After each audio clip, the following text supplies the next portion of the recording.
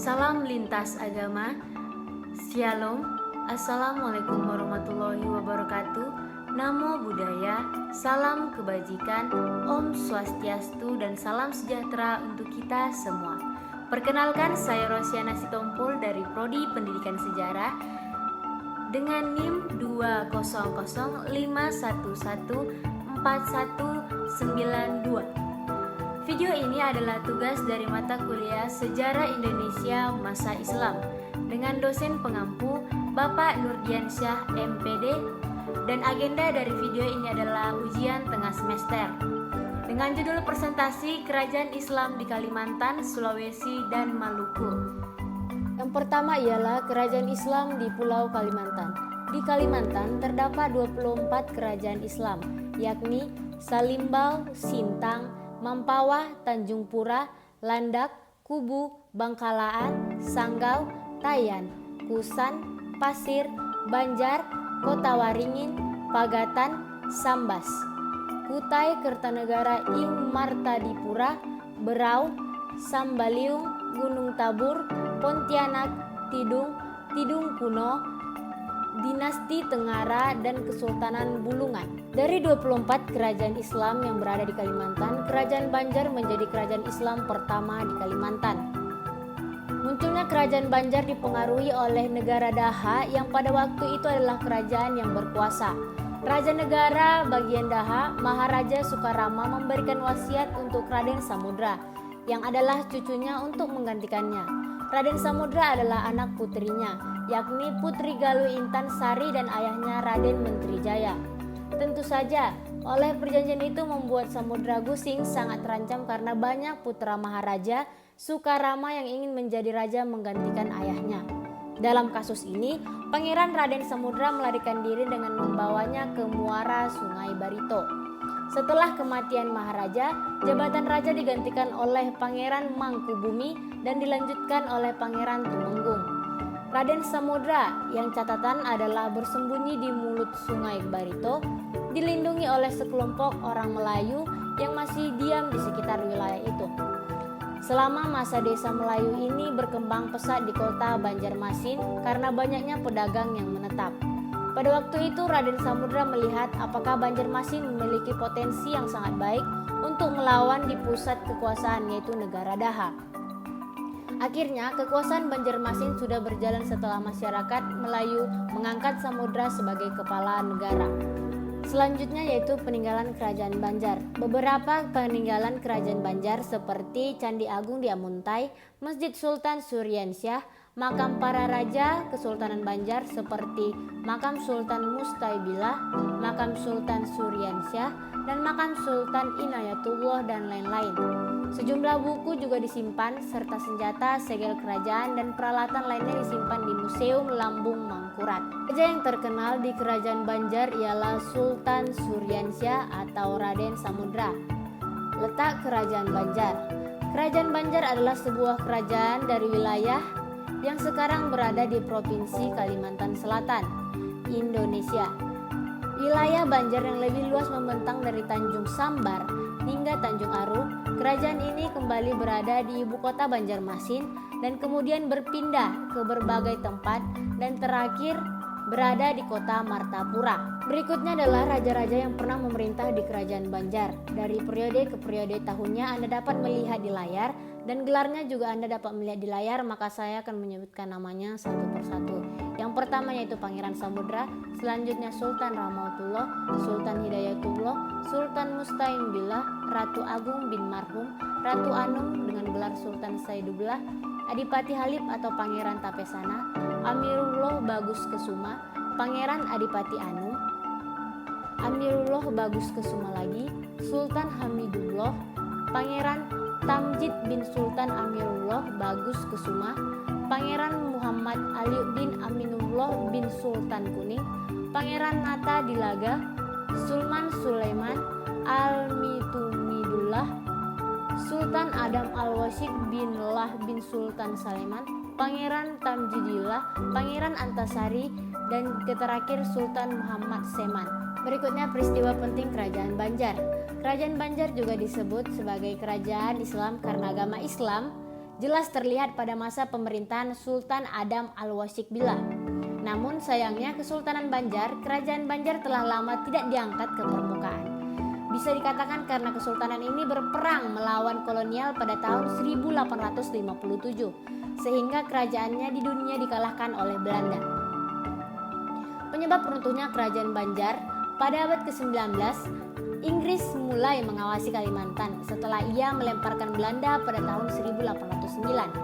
2 tahun kemudian ia menempatkan penduduk untuk Banjarmasin, yaitu Alexander Hare. Tapi kekuasaannya tidak lama lalu kembali ke Belanda. Tahap baru dari sejarah Kalimantan dimulai dengan munculnya rakyat melawan Belanda. Pangeran Antasari tampil sebagai pemimpin masyarakat yang gagal.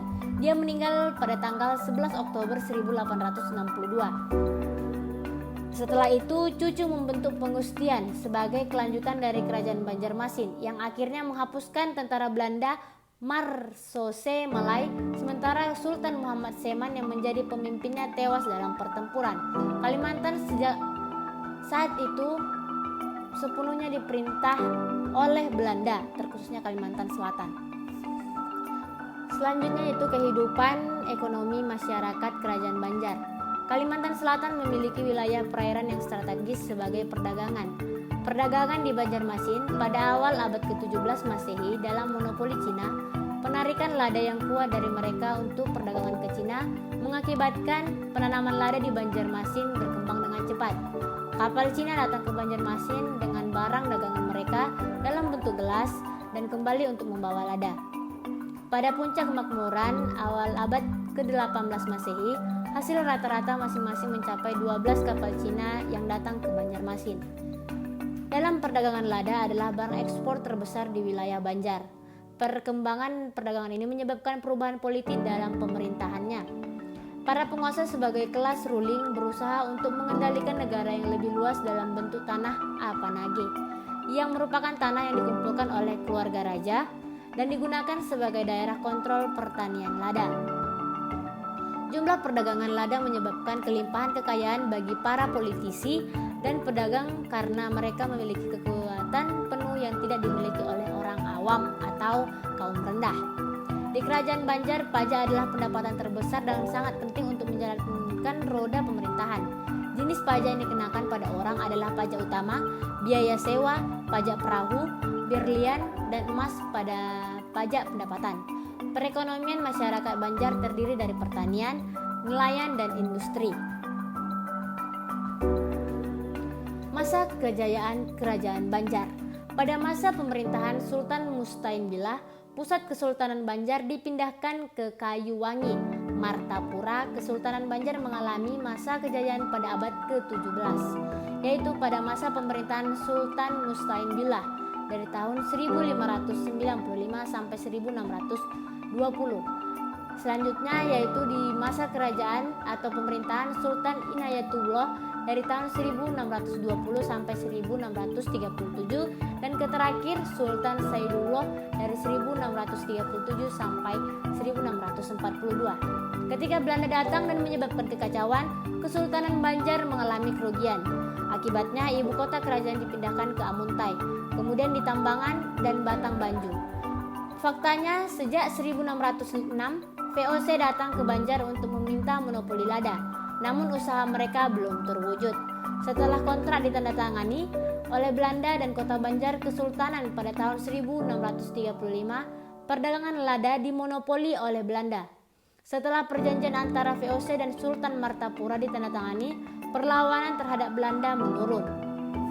Yang kedua adalah kerajaan Islam di Sulawesi. Terdapat 19 kerajaan di Sulawesi, yakni Banggai, Buton, Bone, Goa, Gorontalo, Makassar, Toli-Toli, Muna, Buol, Wajo, Luwu, Talo, Palu, Parigi, Supeng, Bungku, Siang, Mangondo, dan terakhir Tawawe. Kerajaan Goa Talo sebagai kerajaan pertama di Sulawesi yang menerima Islam sebagai agama masyarakat. Tarik 22 September 1605 jadi tahun di mana Goa saat itu Mengari Daeng Mandrabi Satu Tumingani Ri Gaukana mengucapkan 2 kali kalimat syahadat, kemudian mengubah namanya menjadi Sultan Alauddin. Perubahan ini turut berdampak pada perluasan wilayah agar sejumlah kerajaan tetangga maupun menerima agama Islam. Kendati demikian, mereka masih melakukan hubungan dengan kerajaan Portugis sebagai kekuatan dagang dan maritim Eropa pada waktu itu. Kebijakan ini dilanjutkan oleh sang anak, yaitu Sultan Muhammad Said pada tahun 1639 sampai 1653. Sayang, kemudian masuknya Serikat Dagang VOC membawa serta taktik monopoli pada masa pemerintahan Sultan Hasanuddin 1639 sampai 1669 berimbas pada Perang Makassar. Namun jika dirunut lebih jauh, pemukiman muslim yang ditinggali oleh para saudagar dari tanah Campa, Patani hingga Minangkabau sudah berdiri di wilayah Goa sejak masa pemerintahan Raja ke-10, yakni 1. Mari Muangau Daeng Bonto Karayeng Lakiung Toni Palangga Ulaweng dari tahun 1546 sampai 1565. Yang ketiga yaitu kerajaan Islam di Maluku. Ada 7 kerajaan Islam di Pulau Maluku. Yang pertama Ternate, Tidore, Jailolo, Bacan, Tanah Hitu, dan Iha. Terakhir yaitu Huamual. Kesultanan Jailolo atau Kerajaan Jailolo adalah kerajaan Islam pertama di Kepulauan Maluku. Pendirian kesultanan ini berawal dari persekutuan Moti yang diusulkan oleh Sultan Sida Arif Malamo. Kesultanan Jailolo juga satu-satunya kesultanan di Maluku Utara yang pusat pemerintahannya berada di Pulau Halmahera. Selain itu, wilayah Kesultanan Jailolo adalah salah satu sumber penghasil cengkeh di Kepulauan Maluku. Kesultanan Jailolo telah berdiri sejak abad ke-13 Masehi. Pada abad ke-17, kesultanan ini mengalami keruntuhan. Wilayahnya kemudian terbagi menjadi 2, yaitu Kesultanan Tidore dan Kesultanan Ternate. Didirikan kembali secara adat setelah era reformasi dimulai pada tahun 1998. Bersamaan dengan itu, komunitas adat Maluku Kieraha dibentuk kembali. Selama periode 2002 sampai 2017 telah terpilih 4 keturunan dari Kesultanan Jailolo sebagai pemimpin adat. Kesultanan Jailolo tidak memiliki banyak peninggalan arkeologi. Bekas istana Kesultanan Jailolo tidak ditemukan sama sekali. Peninggalan yang tersisa hanya berupa benteng, masjid, dan makam kuno. Wilayah kekuasaan. Kesultanan Jailolo menjalankan pemerintahan yang didasarkan pada persekutuan Moti. Persekutuan ini ditetapkan oleh para sultan di Kepulauan Maluku pada tahun 1322. Wilayah-wilayah di Halmahera, Maluku, Raja Ampat hingga Kepulauan Sula dibagi antara Kesultanan Ternate, Kesultanan Tidore, Kesultanan Bacan, dan Kesultanan Jailolo. Kesultanan Ternate menjadi penguasa tertinggi. Kesultanan Tidore menguasai wilayah daratan dan pegunungan.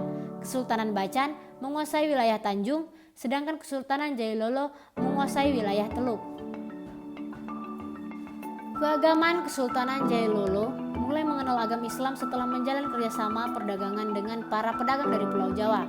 Selain itu, masyarakat Jailolo mulai beragama Islam setelah Sultan Zainal Abidin kembali dari kedautan Giri dan mulai berdakwah di Kepulauan Maluku. Agama Islam yang semakin berkembang di Kesultanan Jailolo setelah Selat Malaka menjadi jalur perdagangan yang menghubungkan para pedagang Arab dengan wilayah Indonesia bagian timur secara langsung. Kesultanan Jailolo merupakan salah satu pusat perkembangan kekuasaan Islam yang paling awal di Maluku Utara. Masyarakat Jailolo mulai meninggalkan pemikiran primitif sejak Islam diterapkan dalam kehidupan sosial dan politik. Kesultanan Jailolo merupakan syariat Islam dalam kehidupan masyarakatnya. Al-Quran dan nasihat para leluhur menjadi sumber hukum utama dalam menjalankan hubungan sosial. Kehidupan masyarakat sepenuhnya diatur oleh adat yang dikenal sebagai adat Seatorang. Kesultanan Jailolo bekerjasama dengan Kesultanan Tidore, Kesultanan Ternate, dan Kesultanan Bacan dalam menjalankan Islam di seluruh Maluku Utara. Mereka menyebarluaskan tentang syariat, tarekat, hakikat, dan makrifat Islam kepada masyarakat Maluku. Peran masing-masing kesultanan diatur oleh Persekutuan Moti pada tahun 1322. Urusan tarekat diserahkan kepada Kesultanan Tidore. Kesultanan Ternate di bawah tanggungan jawab dalam urusan syariat.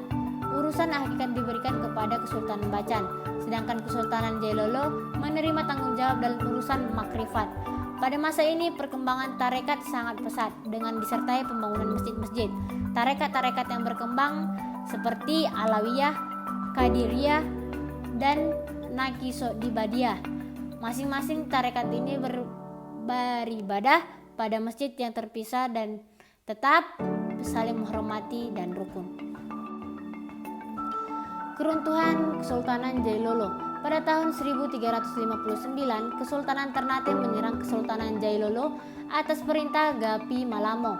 Serangan kembali dilakukan oleh Komalo Pulu pada tahun 1380 dan Tarwese pada tahun 1524 dan 1527.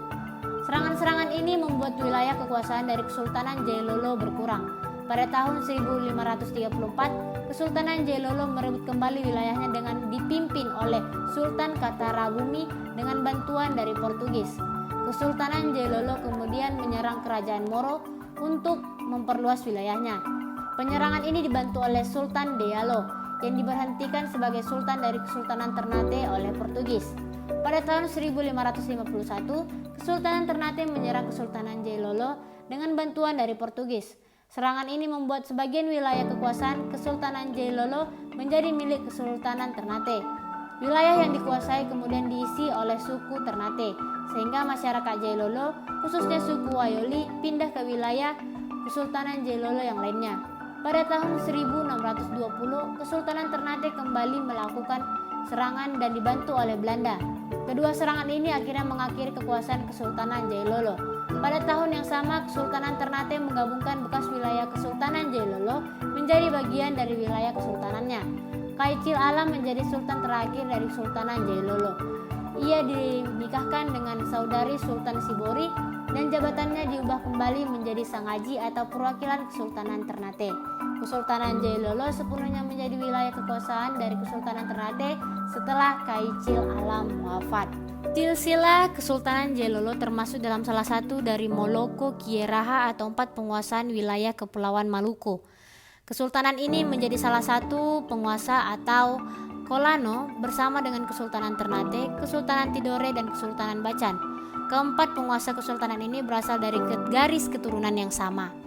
Mereka merupakan keturunan dari Jafar Shadiq yang datang ke Ternate pada tahun 1250. Ia menikahi Nur Sifa yang merupakan seorang putri dari penguasa Ternate.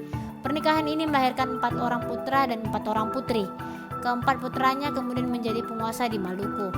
Anak pertamanya yang bernama Buka menjadi penguasa di Makian. Anak keduanya yang bernama Daraji menjadi penguasa di Jailolo. Anak ketiganya yang bernama Sahajat menjadi penguasa di Tidore.